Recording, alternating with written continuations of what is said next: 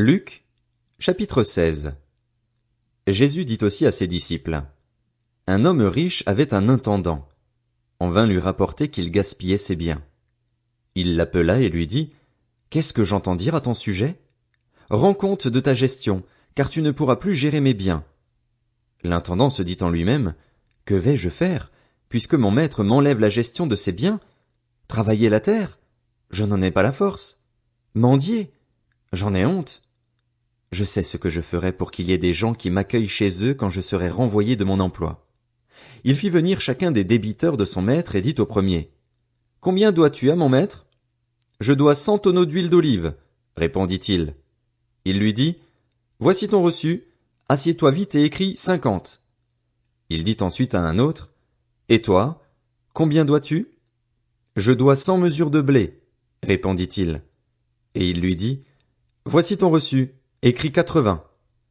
Le maître fit l'éloge de l'intendant malhonnête à cause de l'habileté dont il avait fait preuve.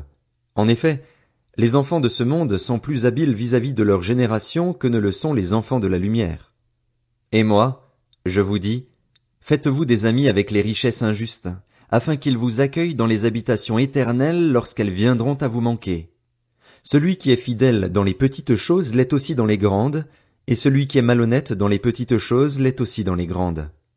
Si donc vous n'avez pas été fidèle dans les richesses injustes, qui vous confiera les biens véritables? Et si vous n'avez pas été fidèle dans ce qui est à autrui, qui vous donnera ce qui est à vous? Aucun serviteur ne peut servir deux maîtres, car ou il détestera le premier et aimera le second, ou il s'attachera au premier et méprisera le second. Vous ne pouvez pas servir Dieu et l'argent. En entendant tout cela, les pharisiens qui aimaient l'argent se moquaient de lui. Jésus leur dit: Vous cherchez à paraître juste devant les hommes, mais Dieu connaît votre cœur. De fait, ce qui est très estimé parmi les hommes est abominable devant Dieu. La loi et les prophètes ont subsisté jusqu'à Jean. Depuis lors, la bonne nouvelle du royaume de Dieu est annoncée et chacun cherche avec force à y entrer.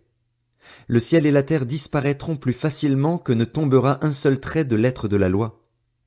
Tout homme qui renvoie sa femme et en épouse une autre commet un adultère, et tout homme qui épouse une femme divorcée de son mari commet un adultère.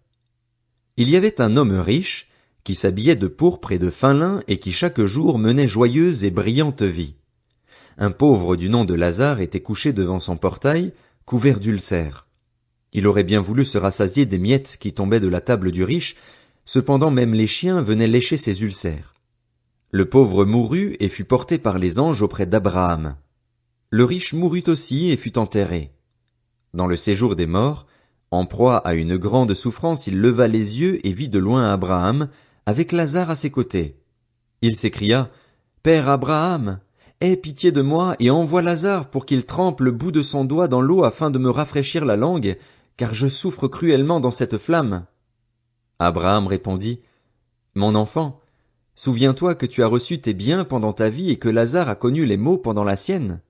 Maintenant, il est consolé ici et toi, tu souffres.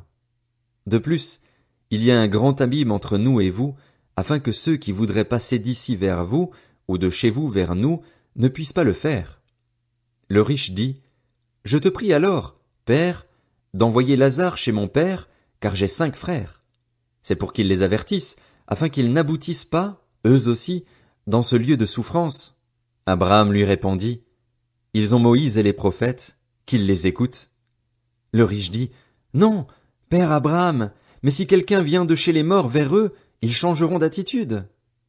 Abraham lui dit alors: S'ils n'écoutent pas Moïse et les prophètes, ils ne se laisseront pas persuader, même si quelqu'un ressuscite.